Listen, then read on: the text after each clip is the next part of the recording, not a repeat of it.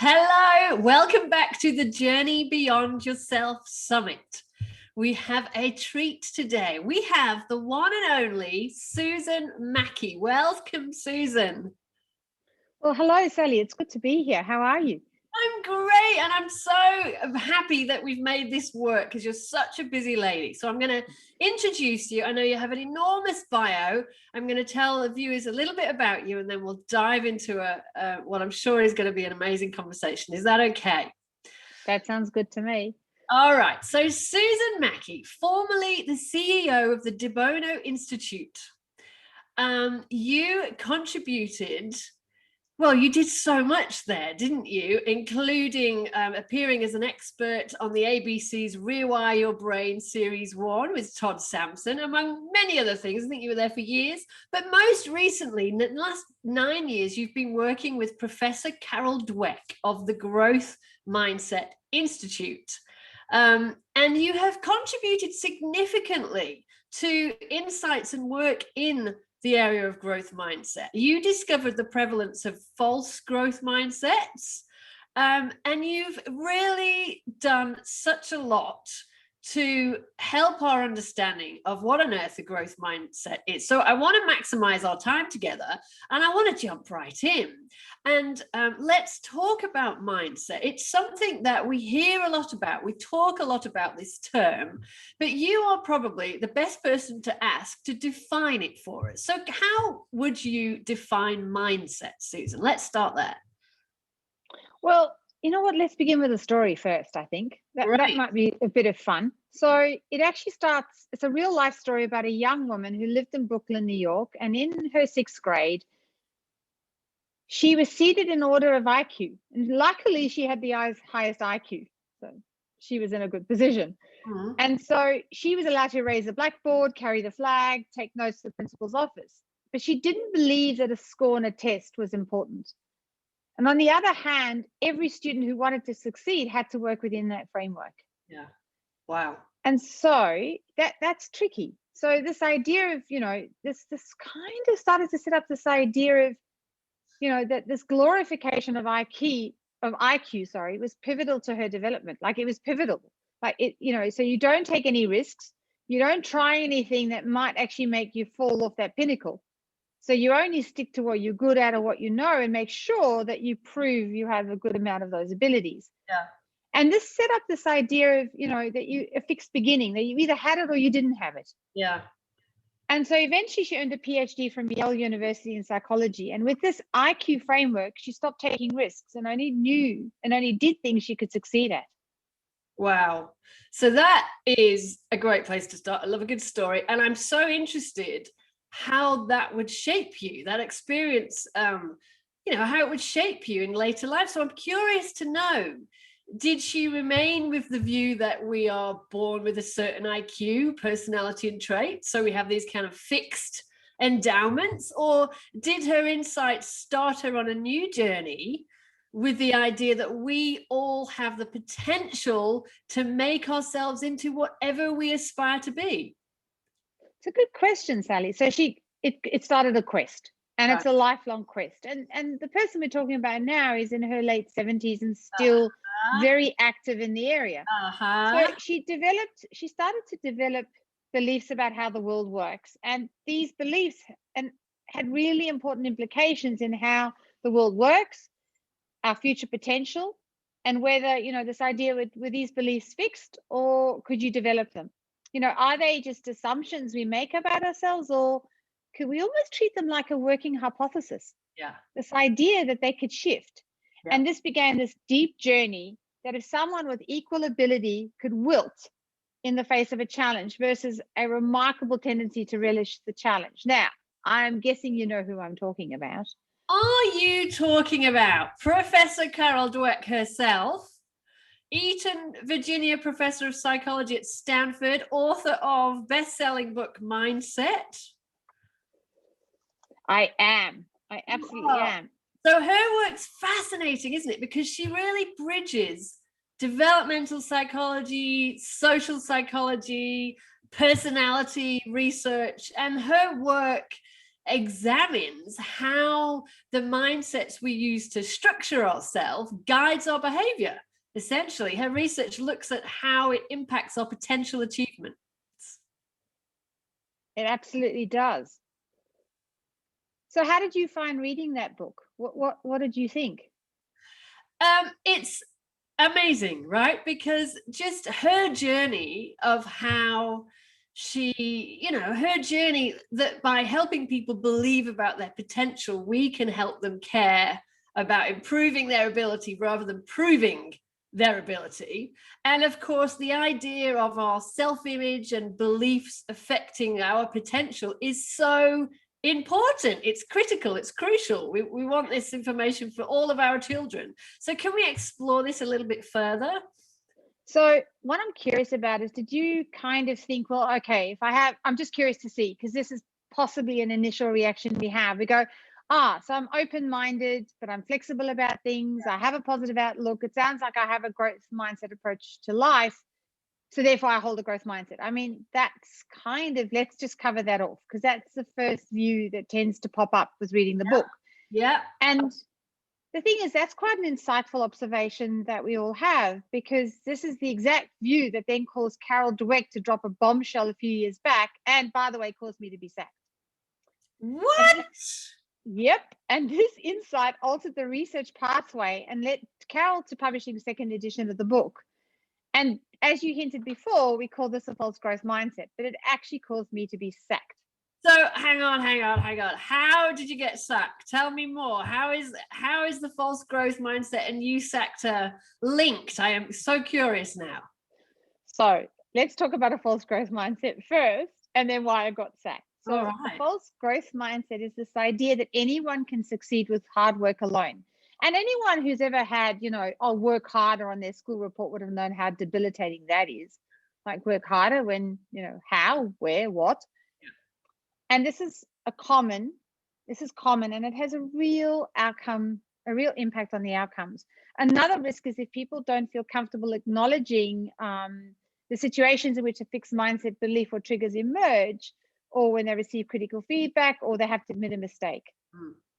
And so let me give you an example of this exact thing and how I got sacked. So I was CEO of the De Bono Institute. I'd been in the role about 18 years, which is a long time. And I'd run consulting business, the not-for-profit, an IT incubator. So I'd done a lot. Yeah. And we were doing work in education and around a lot of companies that were trying to innovate. And we kept picking up mindset as a problem. Anyway, so we looked at the work of David Perkins at Harvard. I love David Perkins. I've worked with him since my 20s, a bit too complicated. Robert Sternberg at Yale has some really good work around intelligence, but he loathed Edward De Bono, so that was never going to work. And then I read this article called Intelligence Over the Next 100 Years, and Carol Dweck was in there. Right. And I contacted her, and she said, absolutely, let's do some work together. Yeah. So I went to the board with a submission. They agreed to fund it. And I had to create a research committee. So I created a research committee, which had some incredible minds. I was like really honored to have these minds. Hired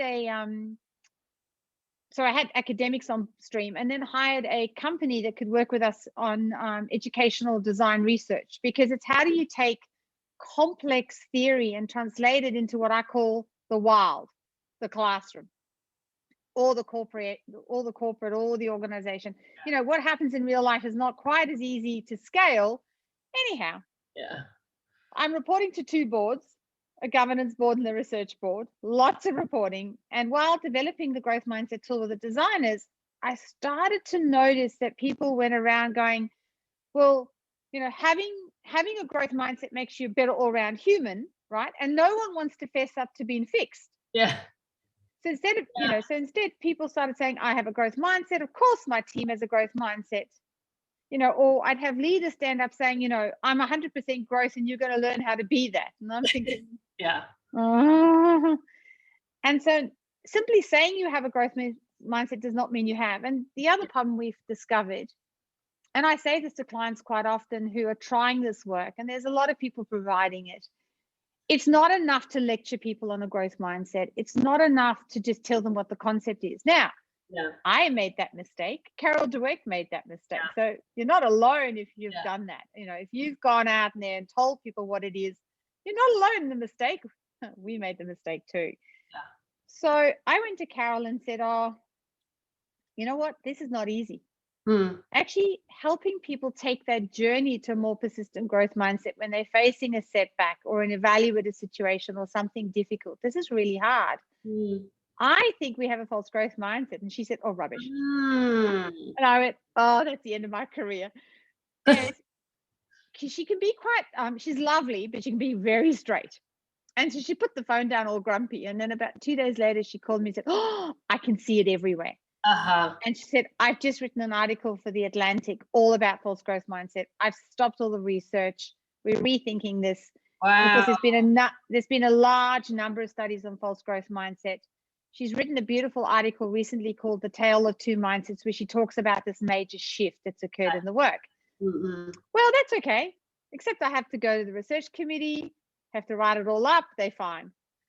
I get to the governance board and they went, well, we've invested this money. We're expecting a product. You haven't delivered the product. That's it. Right. Out the roll. I was devastated. I was absolutely devastated. And I felt like a real epic fail. Now I get it, because I think they just didn't want to fund it. Well, I get that, because for them it was a massive hole.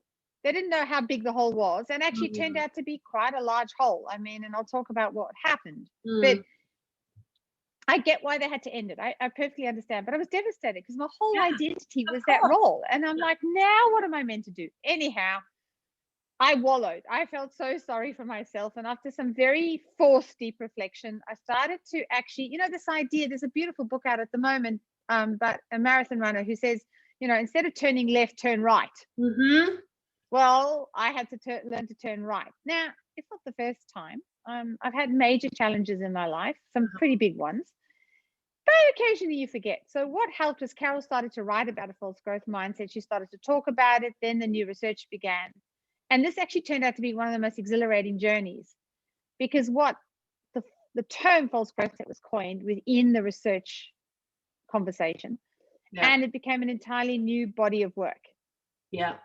And I thank you for sharing that, which sounds like at some stage it was quite a traumatic, immense journey. So thank you for sharing that. And it's so important for us to know, because there is this populace of what a growth mindset is, and I'm glad that we're here putting the record straight a little bit and on the journey. So thank you for sharing. And I can see how it happened, and I suspect, well, I know that it's not the first time that an idea, she's an academic, she's written this amazing book that's quickly caught our attention and has skyrocketed into a bestseller, and then it's not such a simple concept as we, as the general population kind of made it out to be, and now the idea's got ahead of the science a little bit.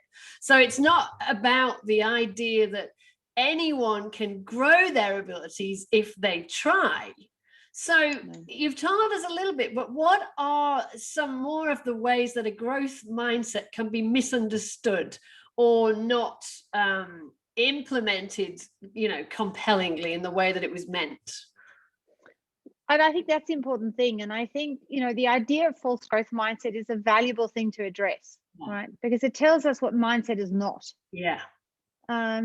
And also, if we see the two mindsets as a dichotomy, fixed versus growth, which is what, you just have to go on LinkedIn to work that out. And, there's so many LinkedIn posts where people vilify the work or dismiss it because of, there's been some research studies where people try to replicate it. And the problem is, it's not easily replicated.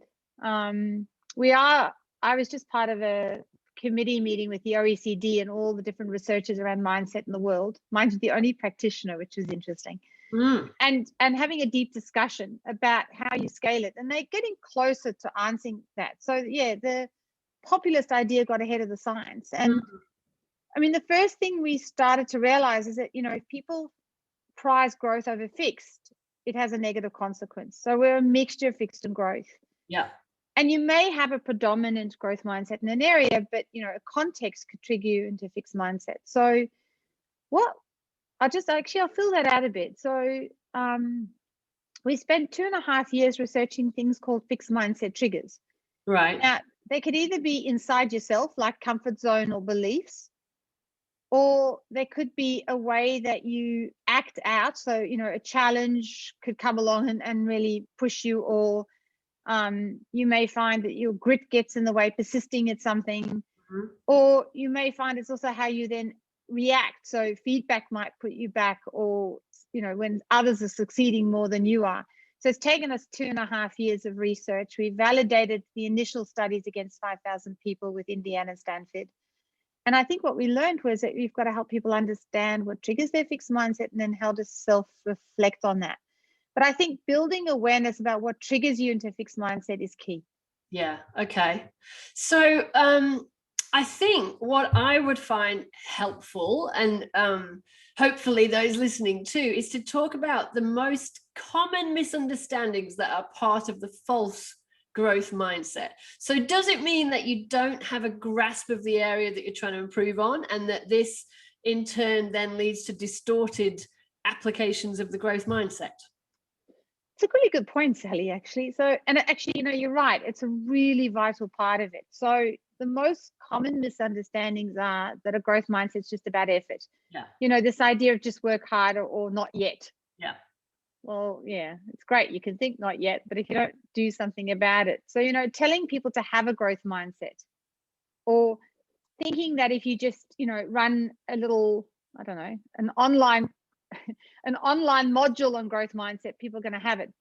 It's got to be mediated. It's a whole deeper conversation, and helping people reflect on it and helping them work out their unique meaning making system, because mindset is a meaning making system, and it affects your beliefs, how you seek challenges, how you take on goals. It makes meaning of those things, and you can change that meaning, but it needs to be supported and helped along the way. And so, first, if we're struggling with something and we apply rote effort and do the same thing over and over again, well, we know that's a form of madness.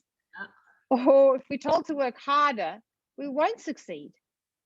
Because often it's about, if someone's struggling, sitting next to them and she's saying, well, hey, I notice that you're struggling here. Let's sit down together and figure this out. Yeah. Right. What's not working? Why is the achievement gap not being closed? And what new strategies could we try?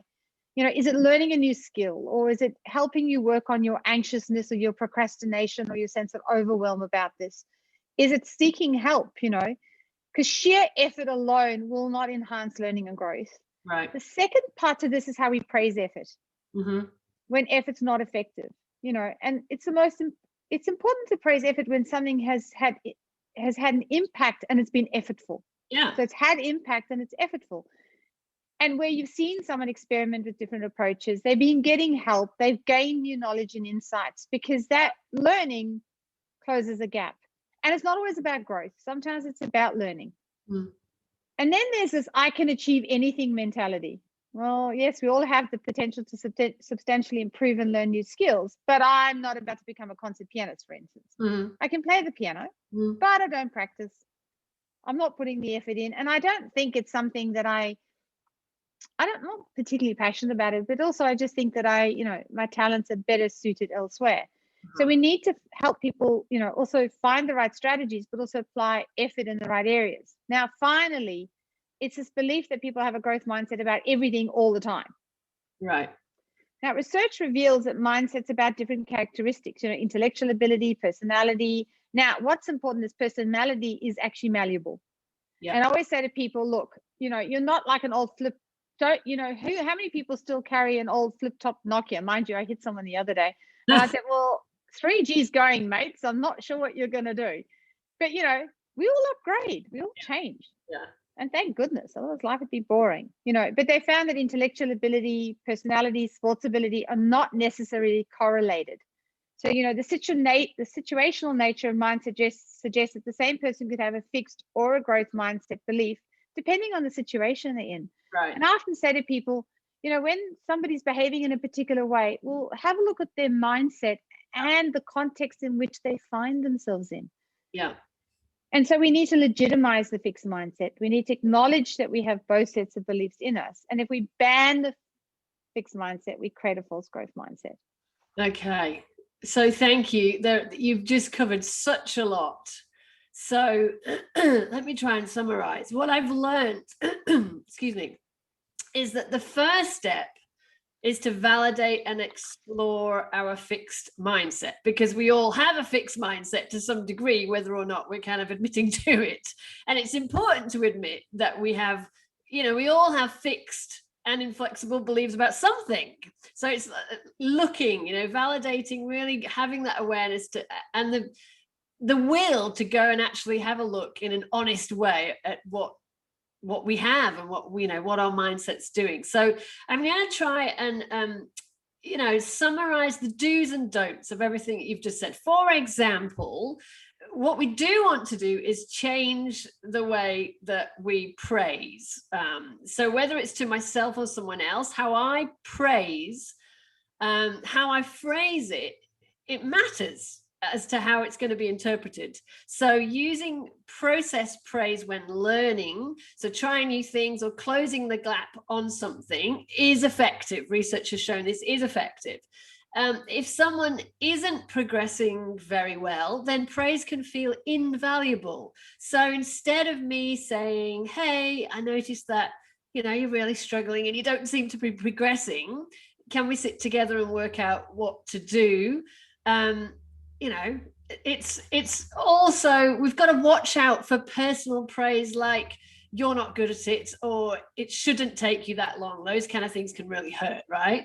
So also you've said we do want to emphasize learning goals. So rather than just focusing on performance goals, which don't always tell us how, we want to set a learning goal. So they, of course, spark this curiosity and experimentation and push us forward, which is what we want. So we could say that these goals are effort-based, as you said, and they require more action, like experimenting with different strategy and getting some mentoring and gaining future learning and insight. And there's so much here. You said that it's important that we don't label ourselves or others as, for example, smart. So, once we do that, we're suggesting, if we're saying you're very smart, Susan, you are an incredibly intelligent, wonderful woman, but I'm then suggesting that, it's this innate ability of a higher intelligence. And as we know, it's not, that we can learn. So things evolve and change every day, all the time, thank goodness. And also things we learn, yesterday, a year ago, 2 years ago, might not even be relevant today. So also learning to accept our mistakes is a big one, isn't it? So mistakes are part of the process and we need them to grow. So Carol's conclusions stem from the students' reactions to problems and mistakes that they've made. And it's super important to determine our mindsets. We have to make mistakes part of our working. It's not only that we accept them, but we incorporate them into the learning process. So for instance, if instead of grumbling about something that we're struggling with, we could take a step back, have that awareness again, and then highlight the specific issues that we have with something. If it's a problem, if somebody said we're going to do things like this, we're going to have these changes here, instead of just grumbling and not wanting a part of it, we can take a step back and think about specifically what's challenging us in that moment. And from there, we can then go and get the help and then grow in the ways that we want to grow. So there was an awful lot there. Did I do, yes. Did I capture it all? You did a great job. I mean, and can you imagine if we could just ban the word smart? Yeah. Oh, you sit in a meeting, oh, you're so smart, you can get it done. And that poor person's thinking, I have no idea where to even start. Well, they're not even going to be vulnerable and tell you that they're stuck. And the other thing about performance goals, I know organizations say, oh, let's set a stretch performance goal. Well, the fact is you're actually setting people up to fail, because they go the next time they work out how to lower the performance goal to make sure that they hit it, because they feel measured by that number. Now, sure, metrics are absolutely important, but how about if we're going to put a difficult metric, we turn around and say, well, actually, what are the new skills or attitudes or behaviors or things we're going to have to try to master it? And we may need to experiment with different strategies to hit it, because the current, growth comes from doing things differently, experimenting. And I think what I love is your being informs your thinking. Yeah. Or your being affects your thinking, and your thinking informs your doing, but your doing actually then alters your being. Yeah. Yeah. Right. So you're doing, experimenting, doing, but also in a context where mistakes are allowed. Yeah. They're caught early.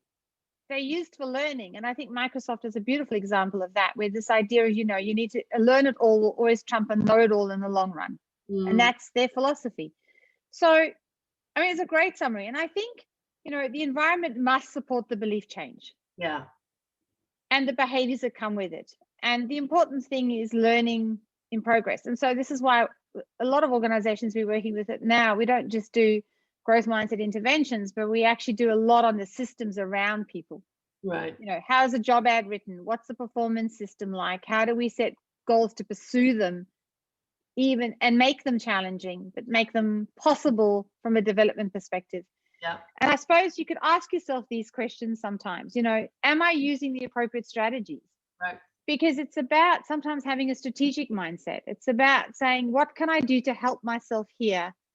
What would be the next best thing to do?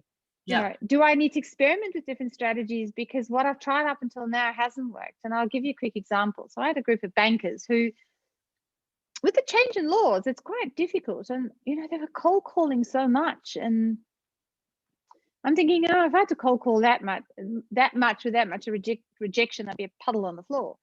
But what it turned out is they actually needed to work out based with still being compliant within the new frameworks. And the fact is, they are there. So you need to live with the constraint. But how can I work out what's an ideal customer and build a better quality contact list so that for half of the cold calling time, I can actually get more wins? Well, that takes a lot of effort. Mastering an ideal contact list is hard work, right? And it takes a lot of experimentation and trying. But gee, the results is amazing if you put the effort in. And so then it's saying, am I willing to ask for help? Do I see this as important or irrelevant, right? That's the other important bit. Do I see value in it? Yeah. And so to hold a growth mindset, you need to, pair capabilities with strategy, supportive practices. And I'm going to call it feed forward, not feedback. Because it should be feedback that is information, informative, that helps you, take the next step, that it's, a meaningful next step. And it's based on advice and ideas and mentoring and access to resources. Saying to people, have a growth mindset and not give them those things is just never going to work. Yeah, that's awesome. And I love the feed forward. And it's so, you're using a lot of examples in the corporate world and the business world, because I know you've got lots of big clients there and you're talking with big organizations. It's also, all of this is so relevant as well to kids, isn't it? And our schools. Yes. System, and I can't help going there. So, this is fantastic. You've given us some really practical questions.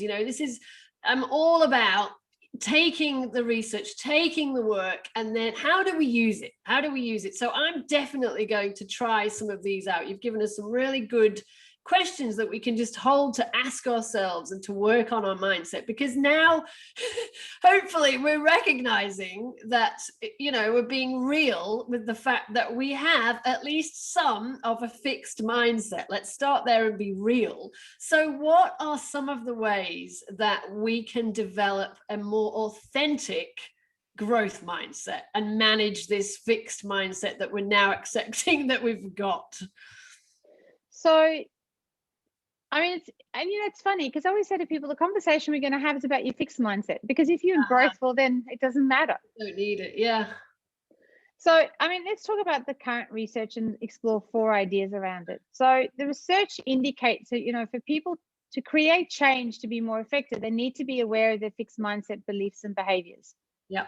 And with Professors Carol Dweck and my co-founder, John Reeves, we've built 8 core mental models that tend to trigger a fixed mindset. So we started with 5,000 people as the first test case. Took 2.5 years of validation. We started off with 23 triggers. It was like, Wow. but we got down to 8 core ones. And, we've run the profile, it's been used in China, Singapore, Japan, the US, the UK, Australia. Actually, Australia is probably the smallest. And we're doing using the profile a lot in reflective practices with year 7, 8, and 9, but all in the States at the moment. It's interesting. Most of the schools I'm working with are American, which I find amazing. And so the fixed mindset triggers a pattern of thought that leads you to some kind of maladaptive behavior or a strategy that's ineffective, like procrastination, avoidance, giving up, or maybe ineffective ways of working. So it's about actually understanding what those dominant triggers are and then learning new, what they call the metacognitive, but thinking about thinking, what are new techniques or strategies that I could use that actually help me take on these challenges or help me alter belief about myself in a way that's productive. And a lot of that comes out of, really deep areas of psychology. And I suppose the trick is to simplify them enough to operationalize them. Right. Yeah. So we've had to really work hard to get them really simple, so it's easy for people in like a quick session how to operationalize them. Yeah. So we find that most people have a dominant fixed mindset triggers, and then they have some moderate ones. And often, so comfort zone's mine. I find I can be a bit perfectionist by orientation. And so what happens then is I get into my comfort zone and I'm waiting to get to something perfect before I share it. Yeah. And then of course you get feedback, and then it's not so comfortable because you've gone too far. You've invested too much, and it's difficult to come back. Yeah. So I've had to learn to get out of my comfort zone a lot earlier and share things that are very raw and experimental a lot earlier. And that's not easy to a bunch of very, very senior researchers. I find it quite difficult sometimes. Straight talking. And so, they are straight talking. So I suppose the thing I've learned, and I'll give an example. I was in a conversation with measurement specialists, and I had no idea what they're talking about. I'm like, okay. Yes, and Carol said, look, you kind of seem to have dipped out of the conversation. And I said, well, I don't get what they're saying, and I feel really stupid. And she said, well, perhaps it's time to tell them you don't understand what they're saying. And there was a wonderful professor in there and said, don't worry, Susan, it sounded like French to me too. It's taken me a while to learn it. I'll help you. And so first, look for the learning opportunity. Yeah. Which is what I had to do. I had to learn the language and get others around me to help me learn. Everyone you work with has something they can teach you. Yeah. Perhaps it's a new approach or a new perspective. Even our children teach us things. Yeah, all the time. The 4 children in my life constantly teach me. The next thing is to become comfortable with failure. I think I learned that by being sacked, actually. If you, and mind you, I've done it twice. Not because I've done anything bad, it's just because I've challenged the status quo, and I've really pushed the status quo. And if you feel like everything you do has to be a success, right, and fit within a particular parameter, you're always going to look for reaffirming situations. You're not going to actually take that right turn. You're always going to turn left. Yeah. And so you stifle innovation and creativity by not trying new things. Yeah. And yes, risks are difficult, but risks are fine when they're framed as a set of experiments and they're kind of curtailed in the sense of that they're shared early on when there's troubles. You can course correct them quite quickly, but also they help you take that next step. What's also key in them, I suppose, is that it's only through experimentation do you actually get new insights. Yeah. And so know that the worst can happen if you fail is that you're going to discover you're human and that you've learned something just like everybody else. Yep. And find ways to make failure and struggle the norm. Yeah. And there's some really good stuff around it. In the neuroscience, there's some really interesting ideas around, that if you lean into a challenge and you label the friction, the friction that I'm feeling here is this. Yeah. This difficult conversation or difficult piece of work that I'm doing is helping me do this. Yeah. We know that actually enhances the right kind of goal pursuit chemicals and prevents the quitting reflex. So, it's be prepared for multiple attempts. Share the struggles with others. Get the help you need. The other important thing that we're learning in the latest lot of research is that if you actually don't practice self-compassion and self-acceptance, there can be no self-improvement. Right. So, saying to myself, look, Susan, when you've got to share something that is very raw and messy, and I'll give you an example in a minute, that, you've got to actually have some self-acceptance that you haven't got it perfect and you're not sure. So I sent an email to a very large corporate client the other day saying, look, here's where I've got on the work, and I'm releasing this messy, upside down piece of work into the world, and please speed it up. Tell me what works, what doesn't work, what resonates, what doesn't resonate, and what you need more or less of so I can refine it. Yeah. Freaking out, thinking, oh my God, what they're going to think of me, how they're going to take me. Well, the interesting thing was they came back saying, oh my God, I love your courage. Yeah. That was useful. I love the fact that I can input in this. Yeah. And so, when you can just accept, now you don't accept the limitation and do nothing about it, but you label or accept the fact that that's the point you're at. Yeah. And that anything you do going forward can only go up. Yeah. Right. And so it's not about bouncing back, it's about moving forward. Yeah. And so when you make a mistake, especially a public mistake, and you're being criticized or you're starting a new job, I mean, you feel humiliated in that moment, or you may feel shame, or overwhelmed, and your inner voice, your inner critical voice is going, you don't have the talent, your reputation's at stake, you idiot, what have you done?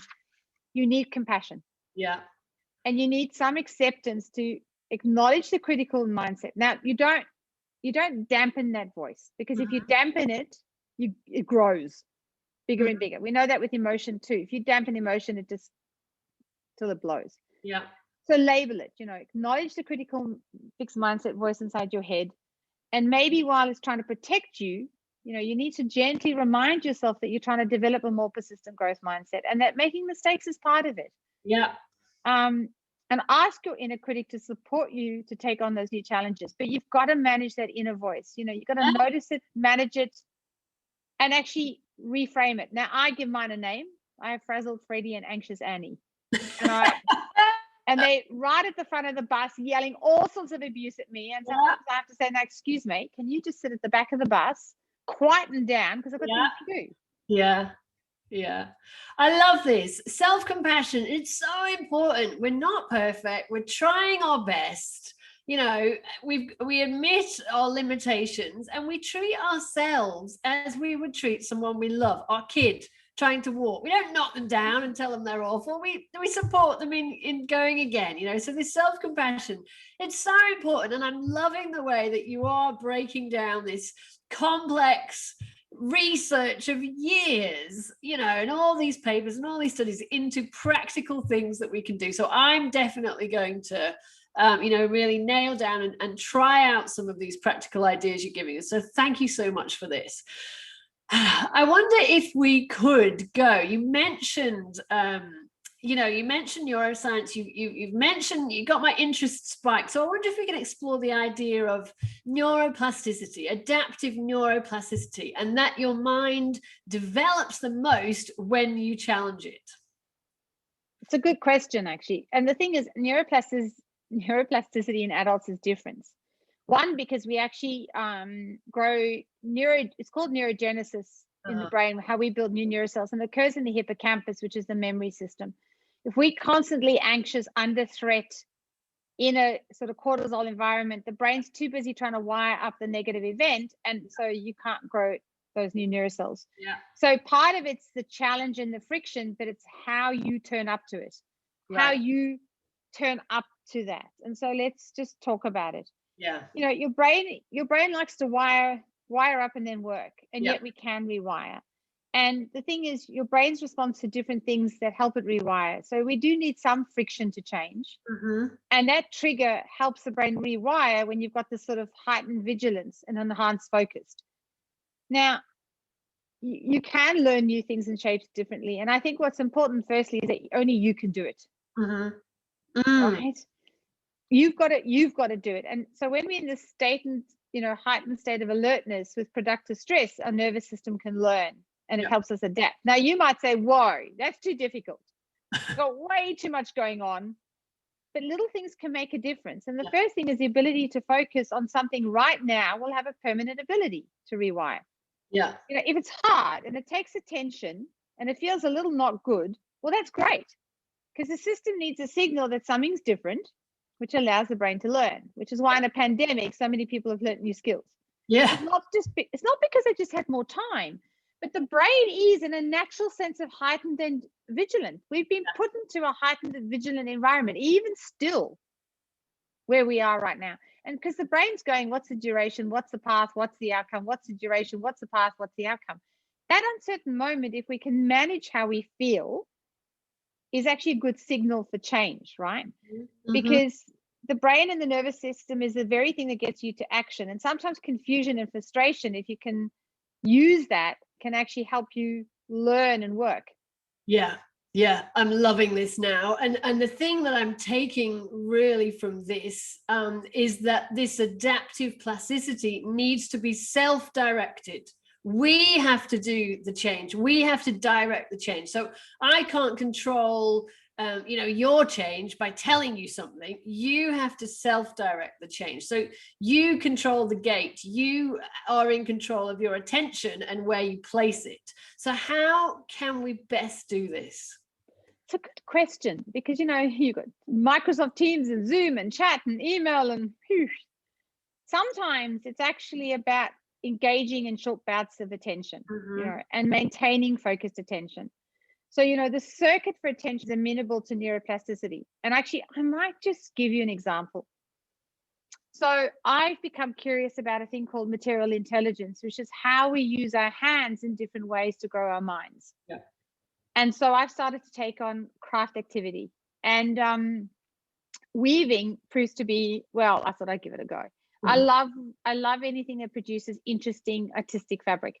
Well, I get into a weaving class and it is like being in a foreign language. There is more terminology you can manage. Yeah. The loom is actually far more complex. And okay, so you start with a warping board and you've got to know the epi before you can even put it on a loom. So I'm sitting in this class and everybody else is warping their boards with their correct mathematical epi. And I'm going, okay. And it's interesting because my mind started to go, you don't know what you're doing. You don't understand this. Everybody's ahead of you. Everybody's doing this. You don't get it. You're slow. I mean, I'm a mindset researcher. I should know better. No, I've got it all going. And eventually, and the teacher's going at the tempo of the rest of the students. Yeah. And I'm at the back of the class, remedial student. Anyway, so I waited for her to get coffee and I went to her and I said, Anna, this is like French to me. I do not understand what you're asking me. I do not get it. I can't even do it because I don't understand it. Yeah. And I'm actually feeling quite dumb. Anyhow, very gentle, starts to help me. Still didn't get it. I came home, went to the library, got a really good book on weaving, and it took me a day and a half to just understand warping and epi. Yeah. Really tough. But I kept having to say to myself, Susan, take small bouts of attention. Yeah. Label the friction that you're feeling. Yeah. Right. And so what I realized is I engaged in short bouts of attention and I had to maintain them as focused.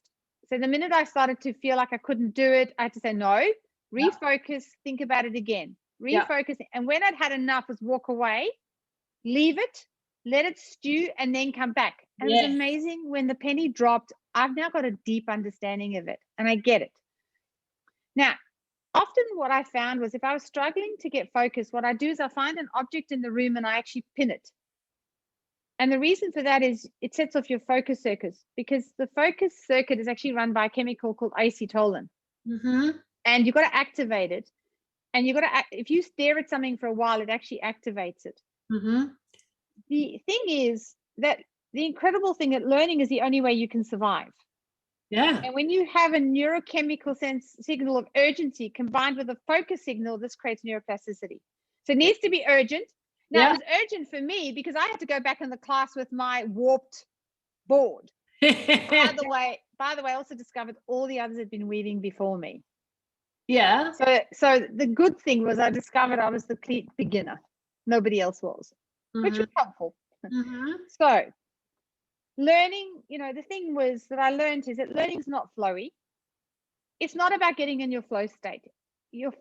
Getting in your flow state is about getting deep work done. It's about getting complicated work done that you understand and know. Yeah. Right? It's knocking it out, getting it done. Learning is not flowing. Learning is effort and strain. And sometimes you got to grind through focus, refocus, and it's not linear. And sometimes it's step away and let it go completely and give the brain a chance. Yeah. And then suddenly you come back and suddenly you can do it. Yeah. Yeah, I think this is so useful to everybody. So thank you for dropping in with your personal stories, because it's great, and I've seen your weaving and it's brilliant. For everybody, we can all relate to things feeling too hard and wanting to give up, and this is just brilliant because it's showing us how to push through and keep going. All these little tips you're giving us is brilliant. And a key part for me there is that when you're feeling the friction, we're addressing the friction, and we're just saying, I'm beginning to feel like this, like you did in your weaving class. Hey, I'm beginning to start to feel like this, and I'm noticing that I want to run. Can you help me? So I'm loving this. You mentioned something else that I want to go back to. You mentioned neurogenesis. So can you tell us a little bit more about neurogenesis? Because this is important and interesting, isn't it? So I didn't even know the idea, because it doesn't come up from the literature. If you read a lot of books about brain sciences, it talks about neuroscience, neuroplasticity or neuroscience. So I've been doing a research project with one of the leading cancer researchers on reflective practices for surgeons on morbidity factors. Right. What are the morbidity factors that patients turn up with that then have an impact on outcomes, and quite difficult to research. So they were getting them to reflect on, things that were happening with their patients, and then how that had an impact on the prognosis, so they could pick elements of that to research. Mm-hmm. One of the interesting things I learned about through that process was that when people go through chemotherapy, it actually switches off neurogenesis. And what happens is, often, even if they're depressed, depression chemicals don't work. The brain stops actually producing new neurocells because the chemotherapy is actually stopping it. And so researchers started to look for ways to activate neurogenesis while people were going through chemotherapy. That's how it started. Right. And so what happened was, there was this dogma for the longest time that adult brains couldn't generate any new neurocells. Yeah. The reality is that everyone has the capacity to develop new cells that can help enhance cognitive function. What's key in neuroplasticity is you're rewiring new patterns between cells. Yeah. You kind of need to generate some. And of course, it slows down. Yeah. But you need it. Yeah. So new neurocells are developed in the hippocampus, as I mentioned before, which is responsible for learning information, storing long-term memory, and regulating emotion. Yeah. It also helps restore key brain functions. And so what they found is that there's now early indication that neurogenesis actually protects against Alzheimer's. Yeah. Since the death of brain cells is linked to the disease. I mean, there are lots of other factors in the disorder. Yeah. And so you can also use it to treat and prevent depression, which is the work of Professor David Castle, who's chair of psychiatry at Melbourne Uni, is doing quite a bit in that area. Mm-hmm. And depression also slows neuroproduction, right? So we need to increase, it actually shrinks the hippocampus by 10%. Wow. So understanding that you can grow new neurocells is quite important, but also understanding what's going on in your life could prevent it, and then doing something about it. Yeah, so I'm dying to ask, how do we generate new neurons? Can we speed it up? What activates this neurogenesis? What can we do to help this process? Well, firstly, it's quite simple. Believe it or not, it's everyday things, and it's a bit cheeky. So you and I are probably going to blush at some point here. So let's go. So I always blush at this conversation, but I just got to call it. What they found firstly was exercise with aerobic exercise. Yeah, I'm not blushing yet. Strength, aerobic, and it's short, sharp. Right, yeah. That's okay. The next thing they found is sexual activity is helpful for stress release and helps generate new neurons. Now, that can be sexual activity with yourself or with someone else. It doesn't matter. All options. And what they actually found is a little bit of sexual activity, even with yourself, is actually the best thing to improve sleep. Yeah. Now, of course, that brings me to the idea of sleep, because too much sexual activity and not enough sleep is not good either. And you've heard it, for viewers, you've heard it from Susan Mackie. You're welcome. Enjoy. So the thing that's important is that, sleep, why sleep is critical is it actually cleans out neurotoxins. Yeah. So, you think you can get away with 5-6 hours? No, you can't. So, firstly, you need a lot of sleep. Now, exercising your brain with enriched learning environment maintains optimal brain function. And there's some initial studies at the moment with mice and with genetic acquired diseases like Huntington's. What they're finding is that they're in a highly stimulated and learning environment, nutrient-rich, low-calorie diet with turning stress from debilitating to enhancing, because you need some stress. Yeah. They're finding that the onset of those genetic diseases are delaying. Wow. Interesting to see now they're starting to run human studies, and that I'm so curious to learn more. Yeah. So, exercising, getting an enriched learning environment, which is why I started to learn the weaving. Because, learning to use your hands and your head is quite something. Absolutely. Another big one is sleep. Short-term sleep deprivation has little effect, but chronic sleep does. Yeah. Because it affects your stress hormones. And when your stress hormones are up, your hippocampus is affected. And so this, exercise. Yeah. Eat, think about intermittent fasting, where you do some days of low, high nutrient, low calorie. Yeah.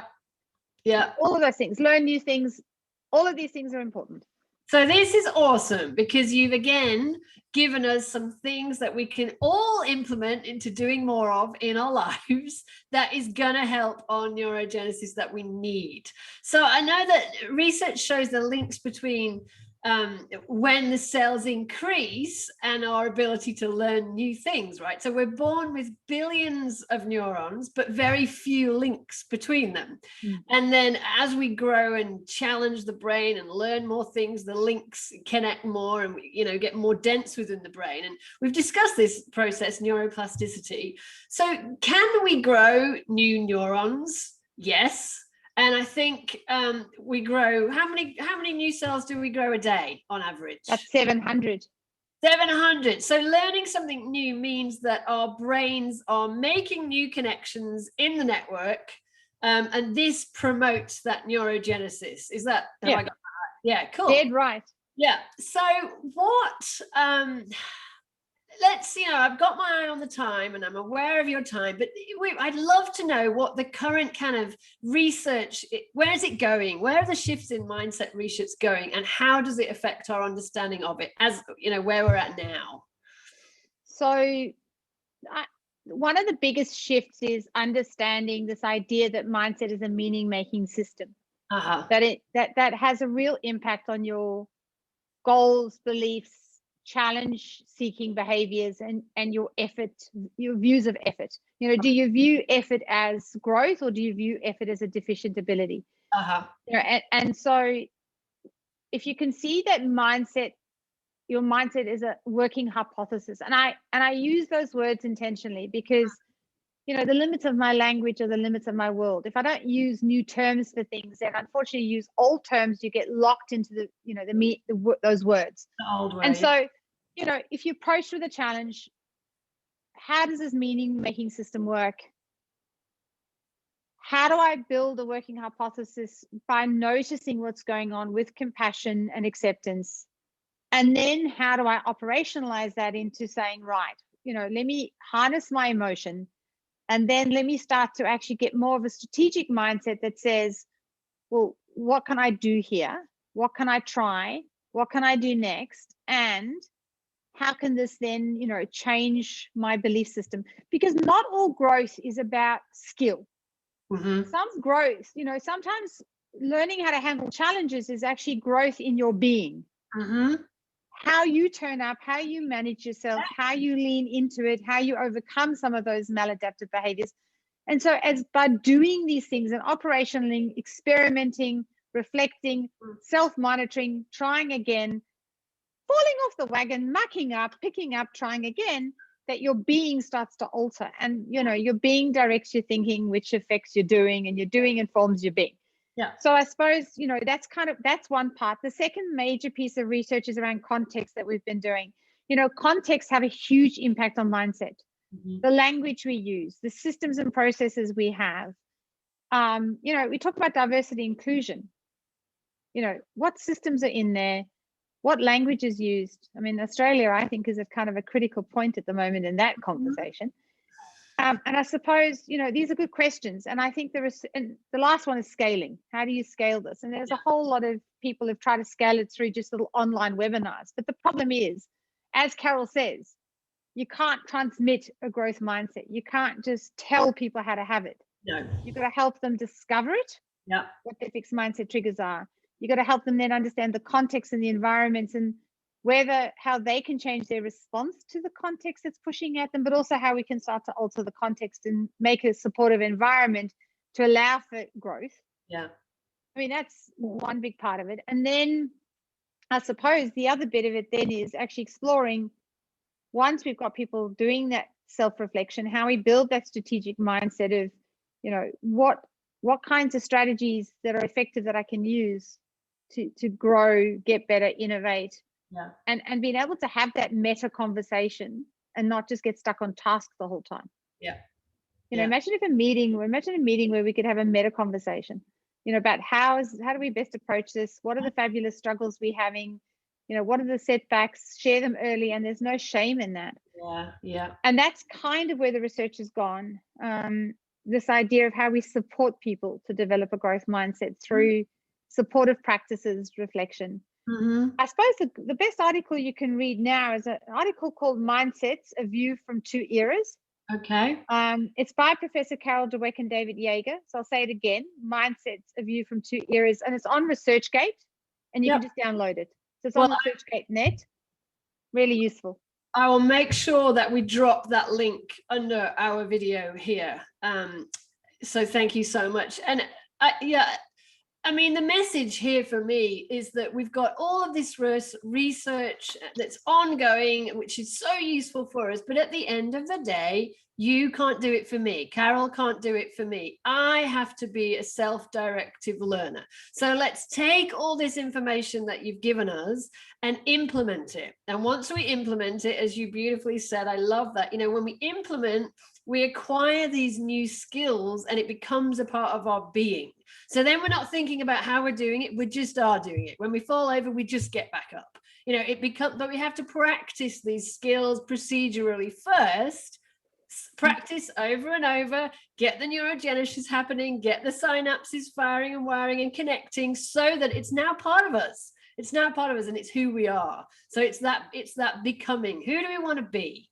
Let's practice some skills to do it. Then we are it. And then, you know, we keep on the cycle. So this has been so wonderful and enlightening. And I really appreciate you being here, your time, all of your research, sharing with us the research and all of your wisdom, and, you know, doing a brilliant job of condensing it into kind of an hour and giving us so much, when I know it's hard because you read 7,000 articles a day and do your weaving and your knitting and look after your 4 children and your cat and your dog. And, you know, you're a busy lady. So I really appreciate you being here and sharing with us your wisdom and experience and research. Thank you so much. Thank you. I love being here. And thank you for such an enriching conversation. You know, it makes me think too, which is always the best bit. Yeah. You know, when you walk out with just as many ideas as more ideas than when you started, which I love. So thank you. And it was a real honor to be here. Yeah, wonderful. Well, I'm hoping that, you know, I'm sure everyone will have got something and thought-provoking and have things to implement into their lives to help us all step up, you know, that little bit more. So thank you so much. You take care. All the very best. Thank you.